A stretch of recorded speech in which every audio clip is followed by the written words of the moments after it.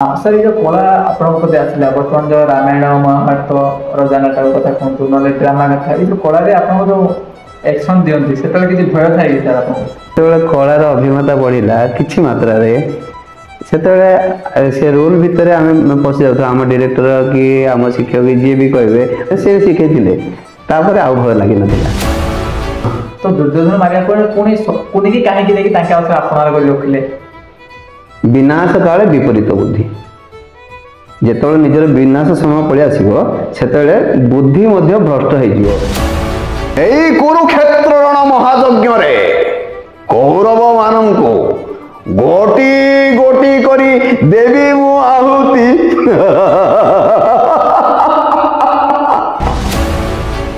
गोटे महाभारत सृष्टि जमी डायलॉग सुनते चिमिटी खेल महाभारत तो तार अर्थ कौन सर फास्ट निपात करी कथा बुझी निपात करिया भितर धीरे धीरे धीरे धीरे कहानी बढ़ला से झिमिटी खेल महाभारत आरंभ होइछि।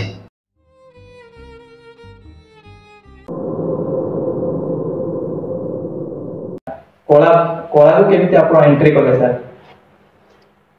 कला को कहया गले कथार अछि बीर्य गुणे मृगणी फुटी फुटिका माने से तांकर पूर्वपुरुष बापा ठारू ही से लक्षण नहीं आसते जहाँद्वारा कि मृगणी देह चिता चिन्ह पड़ी था सेमती मो बापा भी जड़े कलाकार थे जे कि छोट बयस से आम एरिया केवे नाटक थी जान नी से अपेरा कलाकार जड़े जोटा कि गंजाम गजपति विभिन्न एरिया को बोलिकी से नाट्य परिवेशन करते संतान पिला बेलू मोर गीत लिखार अभ्यास अच्छी मु जो सप्तम श्रेणी में पाठ पढ़ुली से गोटे अपेरा लिखी मु फुल कड़ लोढ़ा प्रभु तार स्क्रिप्ट मुझे करी आमर शिक्षक पीतवास प्रधान सार थे सी जो देखिले पूरा आश्चर्य हो गले से जानी न जानला भाया रहीगले जमीक मुझे मानने सी जानू ना सी जानतु मो कथा से मो स्क्रिप्ट लिखिली पिला नहीं जो आमर श्री पंचमी होता से बोलिकी ये नाटकटा परिवेशन कर उद्देश्य रखी मुझे लिखिली 1996-97 मसीह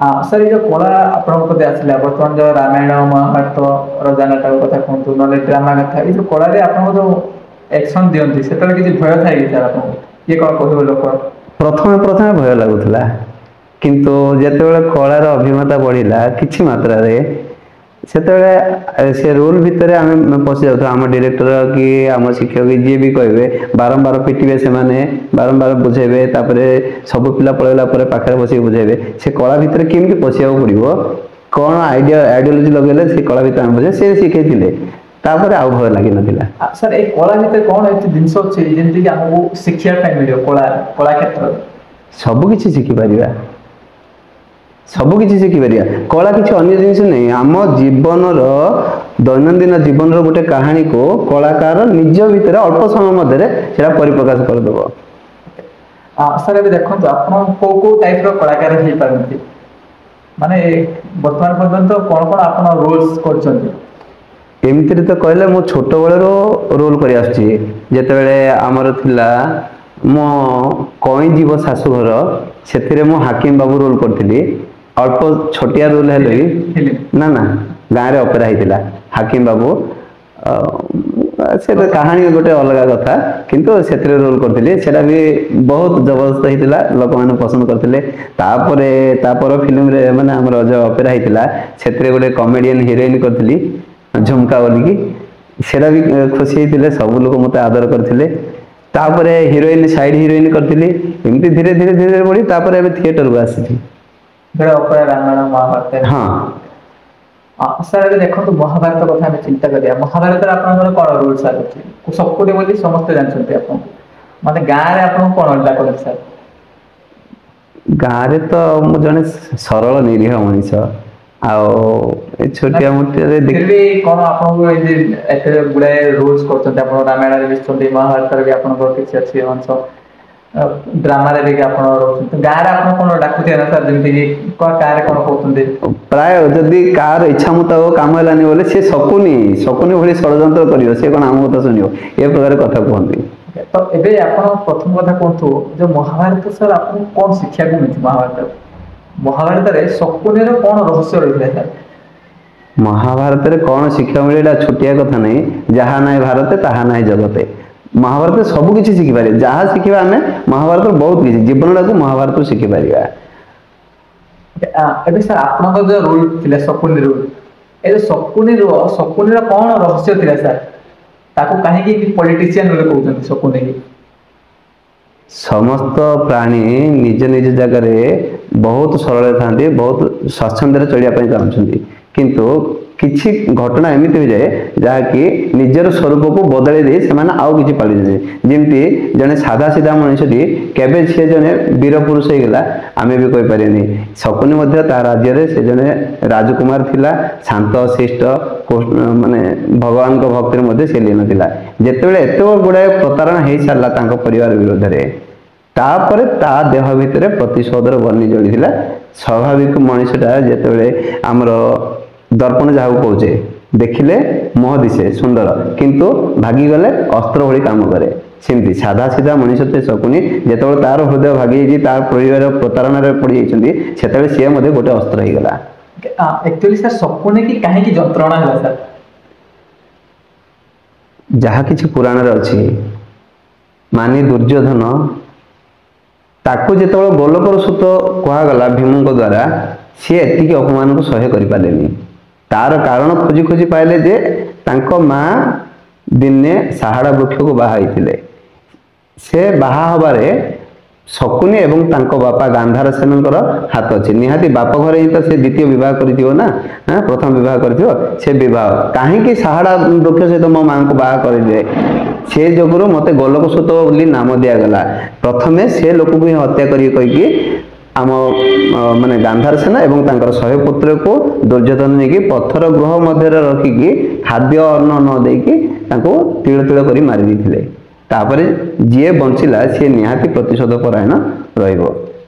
ଏବେ ଦେଖନ୍ତୁ ଶକୁନି ଆମର ବଞ୍ଚିକି ବାହାରିଲା, ଶକୁନି ଦୁର୍ଯ୍ୟୋଧନ ପାଖକୁ କେମିତି ପହଞ୍ଚିଲେ ସାର୍? ଶକୁନି ବି ଜଣେ ତ କୃଷ୍ଣ ଭକ୍ତ ମୁଁ ଜାଣିବାରେ, କାରଣ ଦିନ ରାତି ସେ କେବଳ ଶ୍ରୀକୃଷ୍ଣ ଯାହା କହୁଥିଲା ଯେ ଏତେ ବଡ଼ ବନ୍ଦୀ ଘର ଭିତରେ ମୁଁ କେମିତି ରହିବି, ଆଜି ତ ବି ମୋ ଦୁଃଖ ଶୁଣ, କିଏ ତ ମତେ ଏଥିରୁ ଉଦ୍ଧାର କର। ଭଗବାନ ଦିନେ ତାଙ୍କ କଥା ଶୁଣିଥିଲେ, ତାଙ୍କ ପାଇଁ ବୋଲିକି ଯାହା କିଛି ରାସ୍ତା ତିଆରି ହେଇଥିଲା ସେ କଥା ପଦିଏ କଥା ଯାଇକି ଦୁର୍ଯ୍ୟୋଧନର କାନରେ ପଡ଼ିଲା। ଦୁର୍ଯ୍ୟୋଧନ ତା ମାନେ ହିତ ଚିନ୍ତା କରିକି ଶକୁନିକୁ ସେଥିରୁ ବାହାର କରିଥିଲେ। ଶକୁନି ସହିତ ଷଡ଼ଯନ୍ତ୍ର କରି ତାଙ୍କ ବାପା ମା ସମସ୍ତେ ଧ୍ୱଂସ କରିଦେଇଥିଲେ, ମାରି ଦେଇଥିଲେ। ଦୁର୍ଯ୍ୟୋଧନ ମାରି ଦେଇଥିଲା ନା, ତ ଦୁର୍ଯ୍ୟୋଧନ ମାରିବା ପରେ ପୁଣି ଶକୁନିକି କାହିଁକି ନେଇକି ତାଙ୍କ ଆପଣାର କରି ରଖିଲେ? ବିନାଶ କାଳେ ବିପରୀତ ବୁଦ୍ଧି। ଯେତେବେଳେ ନିଜର ବିନାଶ ସମୟ ପଳେଇ ଆସିବ ସେତେବେଳେ ବୁଦ୍ଧି ମଧ୍ୟ ଭ୍ରଷ୍ଟ ହେଇଯିବ। କେତେ ଆପଣାର କଥା କହିଲେ ମଧ୍ୟ ତାକୁ ପର ଭଳିଆ ଲାଗିବ। ଯେମିତିକି ଲିମ୍ବ ଖାଇଲେ ଆମ ଦେହ ସୁସ୍ଥ ହେଇଯିବ କିନ୍ତୁ ପାଟିରେ ପଡୁ ପଡୁ ପିତା ଲାଗିବ। ତାଙ୍କ ବାପା ମାଆକୁ ଯୋଉ ମାରି ଦେଇଥିଲେ ସେତେବେଳେ ସେ ପ୍ରତିଶୋଧ ଫାର୍ଷ୍ଟ ଟାଇମ୍ ଗୋଟେ ଡାଇଲଗ କହିଥିଲା, ମରିଗଲା ପରେ ତାଙ୍କ ବାପା ମା ମରିଗଲେ ତାପରେ ସେ ପ୍ରତିଶୋଧ ନେଇ ବୋଲି ଗୋଟେ ଡାଇଲଗ କହିଥିଲା ସାର୍। ସେ ଡାଇଲଗଟା କଣ ଥିଲା? ସେ ଡାଇଲଗ ଥିଲା, ପିତା ପିତା ଚାଲିଗଲ, ଏ ଅଭାଗା ଶକୁନିକୁ ଏକା ଛାଡ଼ି ଚାଲିଗଲ ବାବା।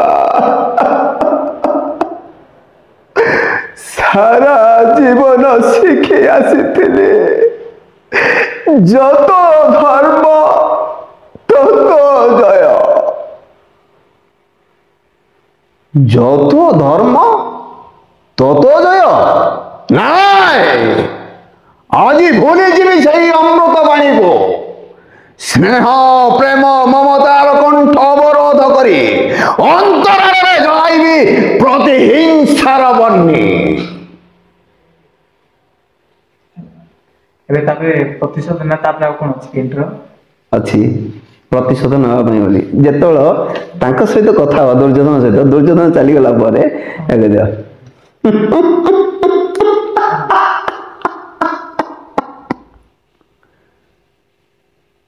ମୁଁ ହେଉଛି କୌରବ ମାନଙ୍କର ମହାମନ୍ତ୍ରୀ, କାହିଁକି ଜାଣ?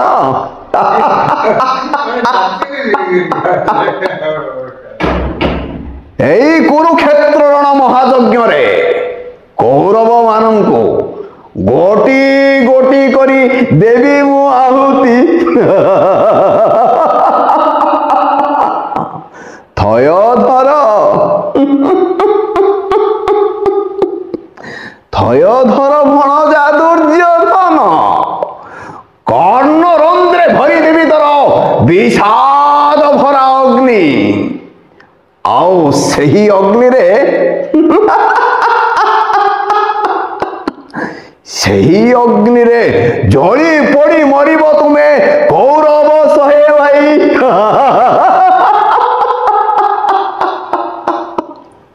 କଳ୍ପନା କରିପାରିବ ନାହିଁ ଭଣଜା, ଏଇ କୁରୁ ପାଣ୍ଡବଙ୍କ ଧ୍ୱଂସର ରଚିତା ଏଇ ଶକୁନି ବୋଲି। ଭଣଜା ଦୁର୍ଯ୍ୟୋଧନ।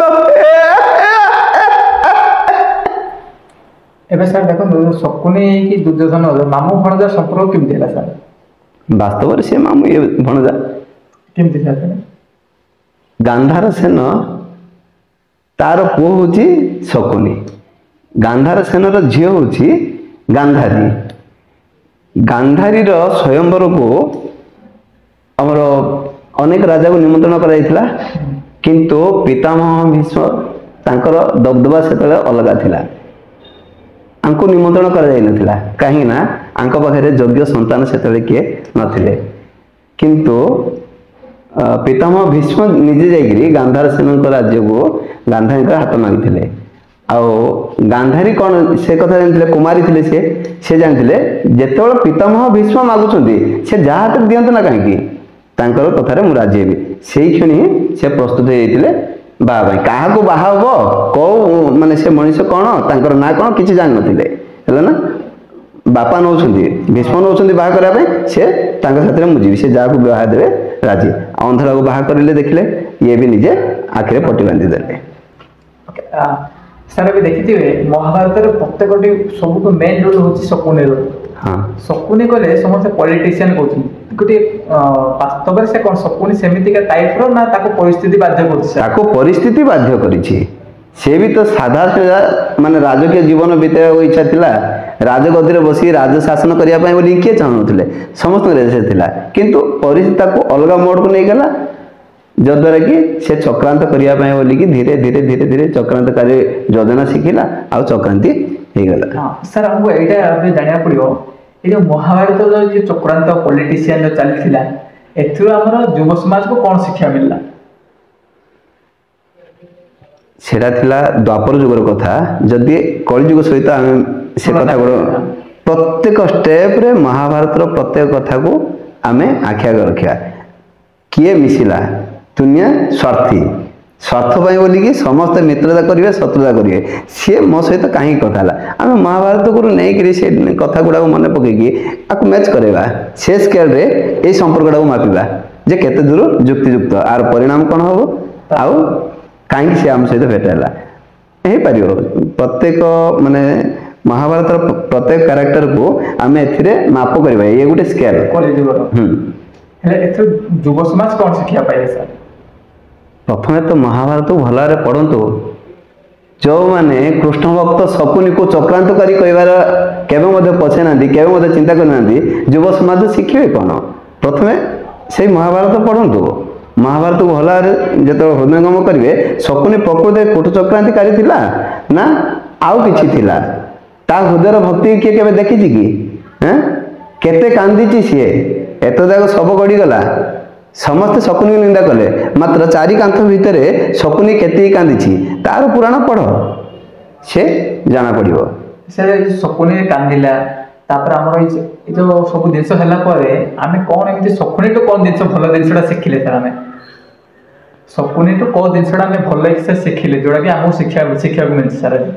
ପରିସ୍ଥିତିର ମୁକାବିଲା, ପ୍ରତ୍ୟେକ ପରିସ୍ଥିତିକୁ କେମିତି ଭାବେ ମୁକାବିଲା କରିପାରିବେ। କାରଣ ତାଙ୍କଠୁ ବଡ଼ ଜ୍ଞାନୀ ଥିଲେ ଜଣେ ବିଦୁର, जे कि प्रत्येक समय तांकर विरोध करिवार शिखिथिले हेले एते बड़ ज्ञानी थिले एते कल्पना जल्पना करुथिले से पदड़ी कथा कहवा आगु सबू जाक हिसाब करथिबे जे मु ए पद कथा कहले विदुर ए प्रकार प्रतिवाद करिवे पितामह भीष्म ए प्रकार प्रतिवाद करिवे पांडव माने ए प्रकार प्रतिवाद करिवे ताको एमति भाबरे भंगे कि से माने गोटे योजना तैयारी करथिबे जे केही मध्ये तार प्रतिवाद करिवे निजर मस्तिष्क को संपूर्ण रूपे यूटिलाइज करुथिले आ प्रत्येक समय सजग रहउथिले प्रत्येक कथा कहवा आगु चिंता करी कहउथिले जे तार उत्तर कोन आसीबो रिटर्न हेकि मो पाखु सर जो महाभारत गोटे पशापाली गोटे गेम चलता पशापाली गोटे से जो पशापाली गेम चलता शकुनी से कौन गेम रे किसी मास्टरमाइंड केमती लगुचे सर से तांको बापांकर आशीर्वाद आज भी आमर हुए तो सेटा को आम कौन अंधविश्वास कहवा किंतु किसी जगह एवं भी अच्छी बापांकर अस्थि को आम गलार बांधिक बुलुछु अच्छी किसी स्थान आम पाखे न पारे से समय बापांकर आशीर्वाद थिला सी कही जहाँकि आम पुराण जानचु हाँ हाथर 2 खंड अस्थि नहीं थो तो से जहाँ दान डाकिव से दान पड़ो से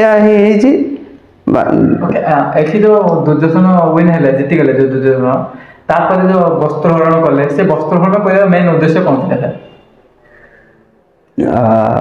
सादा सीधा कह गले लुहा तातिला खाली ताति गला हेनी ताको बाड़े बाड़े अस्त्र तैयारी करिया पड़ियो जो अस्त्र की आमर पर मुहूर्त आवश्यक पड़ियो पांडव माने हारी गले अपमान पाइले तथापि एतिकी अपमान तांको पय यथेष्ट नहीं कारण जे कि आमर धर्मराज युधिष्ठिर ए अपमान को भी से सही जीवे समाज कल्याण निमित्त किंतु एमिति भावे तांको अपमानित कर जोड़ा कि सबु बेला पय असह्य होई जिवे नारी रो अपमान केबे भी सह्य करि परिबेनी केही भी सह्य करि पानी सेमति विवश कर सेमति नारी निर्यातन कर एमति करि दियो कि जे दुर्योधन माने निजे युधिष्ठिर मध्ये कहबे जे हां यहा अन्याय हेछि मो भाई अन्याय करिछि हला ना समस्त तो टिके टिके कथारे रागी जिवा किंतु माने हमर जे धर्मराज युधिष्ठिर से छुटिया कथारे केबे भी विचलित हेबेनी तांको विचलित करिया बोले बहुत किछि बड़ कांड करिवार अछि आ नारी निर्यातन ठु बड़ कांड आ कोन हे परियो नारी की निर्यातना दियो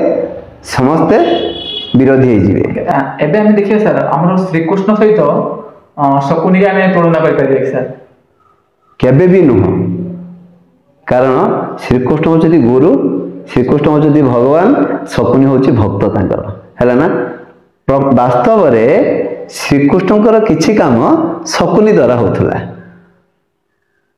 श्रीकृष्णकर बिना इच्छा रे कौन सी भी काम होबनी पत्रटिए भी गतरो हलिबनी श्रीकृष्ण निजे भी दिने कहिसंती जे पृथ्वी रे एमति जने व्यक्ति जन्म होइछंती जे कि ज्ञान रे मो सहित समान हे पारियो किंतु तांकर विचारधारा अलग मोर विचारधारा अलग मु किछि भलो करिया पय चेष्टा करछि से किछि खराब करिया पय चेष्टा करछि किंतु तांको भली ज्ञानी बोध हुए आउ किए दुनिया रे जन्म हबनी बे सर देखो आमे तो आपनकर विषय तो मु बहुत किछि जानले नै शकुनी आपण पूरा ओडिसा रे चांचल्य सृष्टि करछि जोटा कि आपनकर डायलॉग बहुत बहुत मात्रा रे वायरल होछि तो आपण कहा को एमति गुरु बोली मानछ शकुनी या कृष्ण ना आउ किछि अछि सर ना शकुनी एतरे बड़ गुटे टैलेंटेड गुटे पर्सन तापरे गुटे पॉलिटिशियन मध्ये कहउछनी महाभारत रो पॉलिटिशियन बोली शकुनी बुझुछि तो आपण ताठ किछि दिनस सिखियछ ना गुरु आउ का मानछन सर देख गुरु तो आम जनू कही पारियानी कारण अवधूत जी थे सी 24 गुरु थे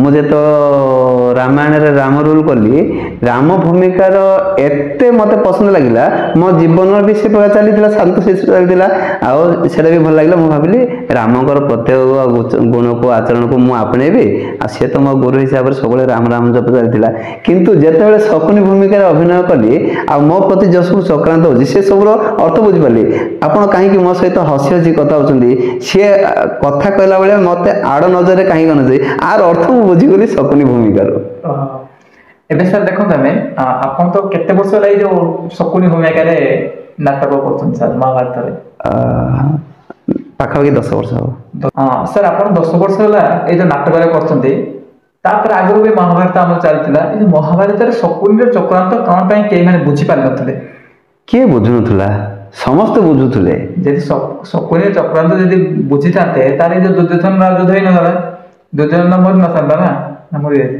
निहाती मरि थांदा जहा लिखाई छी ताहा बेई थांदा ସମସ୍ତେ ଜାଣିଛନ୍ତି, ପିତାମହ ଭୀଷ୍ମ ଜାଣିଛନ୍ତି ଯେ ଶକୁନିର ଉଦ୍ଦେଶ୍ୟ ଭଲ ନୁହଁ, କିନ୍ତୁ ସିଏ ତାଙ୍କ ନିୟମରେ ବନ୍ଧା। ଧୃତରାଷ୍ଟ୍ର ବସିଛନ୍ତି ସିଂହାସନରେ, ତାଙ୍କ ବାପାଙ୍କର ଛବି ଦେଖିବେ କେବେ ବି ପ୍ରତିବାଦ କରିପାରିବେ ନାହିଁ। ଆମର ଜଣେ ଆସିଲେ ବିଦୁର, ଯିଏକି ସର୍ବଜ୍ଞ, ସବୁ ନୀତିଶାସ୍ତ୍ର ତାଙ୍କୁ ଜଣାଅଛି, ସିଏ ବି ତାଙ୍କର ନିୟମରେ ବନ୍ଧା, ତାଙ୍କର ପ୍ରତିବାଦର ଉଦ୍ଦେଶ୍ୟ କିଛି ନାହିଁ। ଯଦି ଏମିତି ହେଇଥାନ୍ତା, ନିଜ ଭାଇ ହେଇଥାନ୍ତା କାର ଯେ ଧୃତରାଷ୍ଟ୍ରଙ୍କର, କିନ୍ତୁ ସେ ଦାସୀ ପୁତ୍ର ହେଇଗଲା। ଯଦି ନିଜ ଭାଇ ହେଇଥାନ୍ତା ପ୍ରତିବାଦ କରିଥାନ୍ତା, ତାର ପ୍ରତିବାଦ କରିବାର ଅଧିକାର ନାହିଁ। ଏତେ କେତେ ବି ବିଶ୍ଳେଷଣ କଲେ ମଧ୍ୟ ସେ ମାନେ ଏ କଥାର ଗୁରୁତ୍ୱ ଦେଇ ପାରୁନଥିଲେ, କାହାର ଯେ ବିଦ୍ରୋହର କଥାକୁ ଗୁରୁତ୍ୱ ଦେଇ ପାରୁନଥିଲେ। ସାର୍ ମହାଭାରତ ଦେଖିଥିବେ, ସବୁଠୁ ଫେମସ୍ ଯେତେବେଳେ ସିନ୍ ଚାଲିଛି ମାନେ ଅଭିମନ୍ୟୁର ଯେତେବେଳେ ଯୁଦ୍ଧ ହବ, ଅଭିମନ୍ୟୁ ଯୁଦ୍ଧ ହେଲା ମହାଭାରତ, ଅଭିମନ୍ୟୁ ବଧ, ସେଇଟା ହଉଛି ସବୁଠୁ ମାନେ କ୍ରିଟିକାଲ ସିନ୍, ଆଉ ଯୋଉଟା କି ମହାଭାରତର ଯୋଉଟା ପଏଣ୍ଟ କହୁଛି ରୋମାଞ୍ଚକାରୀ ପଏଣ୍ଟ। ତ ଏତେବେଳେ ଯୋଉ ଯୁଦ୍ଧ ଚାଲିଥିଲା ସେତେବେଳେ ଶକୁନିର କଣ ଚକ୍ରାନ୍ତ ଚାଲିଥିଲା ସାର୍? କିଛି ବି ନୁହଁ, ଚକ୍ରାନ୍ତ କିଛି ନୁହଁ। ବାସ୍ତବରେ ଯୋଉ ଚକ୍ରବ୍ୟୁହ ରଚନା କରାଯାଇଥିଲା ଗୁରୁ ଦ୍ରୋଣାଚାର୍ଯ୍ୟ ରଚନା କରିଥିଲେ। ସେଟା କ'ଣ ପଞ୍ଚୁ ପାଣ୍ଡବକୁ ମାରିବା ପାଇଁ ବୋଲି, କିନ୍ତୁ ଶ୍ରୀକୃଷ୍ଣ ଚାଲାକ ହେଇକି ସିଏ ନେଇକି ପଳେଇ ଯାଇଥିଲେ ଅର୍ଜୁନକୁ, ଆଉ ବାକି ସମସ୍ତଙ୍କୁ ଛାଡ଼ି ଦେଇଥିଲେ। ହେଲେ ଗୁରୁ ଦ୍ରୋଣାଚାର୍ଯ୍ୟ ରଚିଥିଲେ ଚକ୍ରାନ୍ତ କୋଉଟାକି ଆମର ଚକ୍ରବ୍ୟୁହ। ସେଥିରେ ଶକୁନି କେବଳ ନିଆଁରେ ଘିଅ ଟିକେ ଢାଳିଥିଲେ, ଆଉ ଅଧିକ କିଛି କରିନଥିଲେ। ସମସ୍ତଙ୍କୁ ଡାକିକି ତା ମଧ୍ୟକୁ ଡାକି 4 ପାଣ୍ଡବକୁ ଡାକି ସେଥିରେ ବଧ କରିବା କଥା ଥିଲା, କିନ୍ତୁ ଯଦି ସେମାନେ କିଏ ଆସିପାରିଲେନି, ଆସିଲା ଅର୍ଜୁନର ପୁଅ ଅଭିମନ୍ୟୁ। ଅଭିମନ୍ୟୁ ମଧ୍ୟ ଏତେ ପରାକ୍ରମୀ ଥିଲେ ଯେ ଜଣେ ଯୋଦ୍ଧା ତାକୁ ସକ୍ଷମ ହେଇପାରିଲେନି। ଯଦି କିଛି ବି ନହେଲା, ଶକୁନି ଭାବିଲା ଏଇଟା ମଧ୍ୟ ଆହୁରି ବଡ଼ ସୁଯୋଗ, ଯେମିତି ଦ୍ରୌପଦୀଙ୍କ ବସ୍ତ୍ରହରଣରେ ଗୋଟେ ବଡ଼ ଘଟଣା ଘଟେଇକିରି ଏତେ ବଡ଼ ଯୁଦ୍ଧ ହେଇପାରିଲା। ହେଲେ ଏଇ ପିଲାଟାକୁ ଆମେ ଅନ୍ୟାୟ କରି ସମସ୍ତଙ୍କ ଦ୍ୱାରା ବଧ କରିବା, ତାର ମୃତ୍ୟୁ ଉପରେ ତାଣ୍ଡବ କରିବା, ତାପରେ ଅର୍ଜୁନ ରାଗିଯିବ, ଆଉ ଯେତିକି ଅଛନ୍ତି ସମସ୍ତଙ୍କୁ ବଧ କରିପାରିବ। ହେଲେ ଏଇ ଯୋଉ ଯୁଦ୍ଧ ଟାଇମରେ ଶକୁନିର କ'ଣ ଡାଇଲଗ ଥିଲା ସାର୍? ଯୁଦ୍ଧ ସମୟ ତ ଯେଉଁ ଡାଇଲଗ ଥିଲା ସେଇଟା କ'ଣ ମ୍ୟୁଜିକ୍ ଭିତରେ ହଜିଯାଇଥିବ, କିନ୍ତୁ ଆପଣ ଶେଷ ଡାଇଲଗକୁ ଧ୍ୟାନ ଦିଅନ୍ତୁ। ଯେତେବେଳେ ଅଭିମନ୍ୟୁ ମରିଗଲା, ସମସ୍ତେ ତାର ମୃତ୍ୟୁର ତାଣ୍ଡବରେ ହସିବାରେ ଲାଗିଲେ, ଖାଲି ଜଣେ ହିଁ ଦୁଃଖ ପ୍ରକାଶ କରିଥିଲା, ତା ପାଖରେ ଶକୁନିର ସେତେବେଳେ ଗୋଟେ ଡାଇଲଗ ଅଛି, ଅଭି ପୁତ୍ର ମୋର, ଶକୁନିର ହୋମାଳୟ ଯଜ୍ଞରେ ତୁ ଆହୁତି ପାଲଟି ଗଲୁ ପୁତ୍ର, ସଦ୍ୟ ପ୍ରସ୍ଫୁଟିତ ଶିଶୁଟି ଖେଳି ବୁଲି ଚାଲିବାର ସମୟରେ ଅକାଳରେ ଧ୍ୱଂସ ହେଇଗଲା। ହେ ଭଗବାନ, ଏହି ବୀର ପୁତ୍ରକୁ ବୀରଗତି ପ୍ରଦାନ କରନ୍ତୁ ପ୍ରଭୁ। ସାକ୍ଷୀ ଥାଉ ହେ 10 ଦିଗପାଳ, ଅଭିମନ୍ୟୁର ମୃତ୍ୟୁର ଉତ୍ତରଦାୟୀ ନୁହେଁ ଶକୁନି, ନୁହେଁ ଶକୁନି। ହେଲେ ସାର୍ ଏବେ ଯୋଉ ଅଭିମନ୍ୟୁ ଯୋଉ ମରିଗଲା, ସେତେବେଳେ ଶକୁନିରେ ଆକୁ ମାରିବା ପାଇଁ କିଛି ଚକ୍ରାନ୍ତ ନଥିଲା? କିଛି ଚକ୍ରାନ୍ତ ନଥିଲା ଶକୁନିର। ହେଲେ ଅଭିମନ୍ୟୁ କାହିଁ ମଲା ସାର୍? ଅଭିମନ୍ୟୁ କାହିଁକି ମରିବ ଆମେ ନାଟକୀୟ ଢଙ୍ଗରେ କହିବି ନା ତାର ପୁରାଣ ଚର୍ଚ୍ଚା କରିବି? ପୁରାଣ ଟିକେ ଜଷ୍ଟ ହିଣ୍ଟସ୍। ବାସ୍ତବରେ ଯୋଉ ଲଗ୍ନରେ ସିଏ ମରିବାର ସମୟ ଥିଲା, ହେଲା ନା, ଉପଯୁକ୍ତ ସମୟ ଥିଲା କି ସେହି ଦିନ ହିଁ ମରିଲେ ଅଭିମନ୍ୟୁ ତାର ପୂର୍ବ ଜନ୍ମକୁ ସେ ଫେରି ପାଇବ। ସିଏ ତ ସାଧାରଣ ମନୁଷ୍ୟ ନୁହେଁ, ସେ କୌଣସି ଗୋଟେ ଗନ୍ଧର୍ବ ଅଭିଶାପ ପାଇକିରି ଜନ୍ମ ହେଇଥିଲା। ଆଉ ଭଗବାନ ଶ୍ରୀକୃଷ୍ଣ କେବଳ ସିଏ ଏଇ ସମୟରେ ମରିଲେ ହିଁ ତ୍ରାହି ହବ, ଯାହାକି ତାକୁ ମୁକ୍ତି ମିଳିବ, ସେଇ ହିସାବରେ ଅର୍ଜୁନକୁ ନେଇକି ଦୂର ଜାଗାକୁ ପଳେଇ ଯାଇଥିଲେ। ନହେଲେ ଅର୍ଜୁନ ତ ସେ ଯୁଦ୍ଧ ସମାପ୍ତ କରିପାରିଥାନ୍ତେ। ଏସବୁ କୃଷ୍ଣଙ୍କର ଚକ୍ରାନ୍ତ, ଆମେ ଖାଲି ଛୋଟିଆ ମାନେ ପ୍ରଶ୍ନବାଚୀ। ସାର୍ ଗୋଟେ ଡାଇଲଗ ଶୁଣିଥିବେ, ପ୍ରତି ଗାଁରେ ହଉ ନହେଲେ କିଛି ଝଗଡ଼ା ଗାଁରେ ମନରେ ଝଗଡ଼ା ଫଗଡ଼ା ହେଲେ ମଧ୍ୟ ଛୋଟ କଥାକୁ ନେଇକି ଗୋଟେ ମହାଭାରତ ସୃଷ୍ଟି ହେଲା ଭଳିଆ, ଯେମିତି ଡାଇଲଗ ଶୁଣିଥିବେ ଆପଣ, ଝିମିଟି ଖେଳରୁ ମହାଭାରତ, ତ ତାର ଅର୍ଥ କ'ଣ ସାର୍?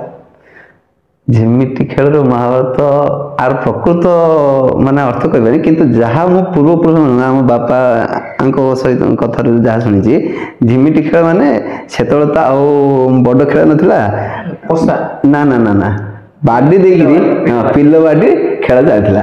ସେଥିରେ ଆମର 2 ଭାଇ ଭିତରେ ଝଗଡ଼ା ହେଲା। ଆମର ଭୀମର ହେଇକିରି ଦୁର୍ଯ୍ୟୋଧନର କେବେ ମଧ୍ୟ ପଡ଼ିବନି। ଧୀରେ ଧୀରେ ମନାନ୍ତର ବଢ଼ିଲା ପରେ ଶକୁନି ତ ମହାମାନି, ମାନେ ଆମର କ'ଣ ଯେ ଦୁର୍ଯ୍ୟୋଧନ ମହାମାନି ହେଲା ନା, ଆଙ୍କୁ କେମିତି ଅପମାନ ଦେବି ସେ କଥାକୁ ବାରମ୍ବାର ବାରମ୍ବାର ଇଏ ମନେ ରହିଲା। ଯେମିତିକି ଥରେ ବସିବା ସମୟରେ ଧର୍ମରାଜ ଯୁଧିଷ୍ଠିର ଆସିବେ, ଆସନ୍ତୁ ଆସ ଆସ ଧର୍ମଙ୍କ ସନ୍ତାନ ଆସ ଧର୍ମରାଜ ଏଠାରେ ଉପବେଶନ କର। ଯେତେବେଳେ ଭୀମ ଆସିବ, ଆସ ପବନ ନନ୍ଦନ ଏଠାରେ ଉପବେଶନ କର। ଯେତେବେଳେ ଅର୍ଜୁନ ଆସିବେ, ଆସ ଇନ୍ଦ୍ର କୁମାର ଏଠାରେ ଉପବେଶନ କର। ତାଙ୍କୁ ସେଇଟା ବାଧିଥିଲା, ବୁଝିଲେ ନା। ତାପରେ ଭୀମ ତ ଶୁଣିବା ଲୋକ ନାହିଁ, ସିଏ ଭୀମ ମଧ୍ୟ ଚିନ୍ତା କଲା, କାହା ପାଖରୁ ଖବର ପାଇଲା, ଆକୁ କୋଉ ପ୍ରକାର ଅପମାନ ଦେବା। ଆକୁ କହିଲା ଆସନ ଦିଅନ୍ତୁ ଗୋଲକ ସୁତ, କହିଦେଲା ଭୀମ ଦୁର୍ଯ୍ୟୋଧନକୁ। ଦୁର୍ଯ୍ୟୋଧନକୁ ବଡ଼ ଅପମାନ ଲାଗିଲା।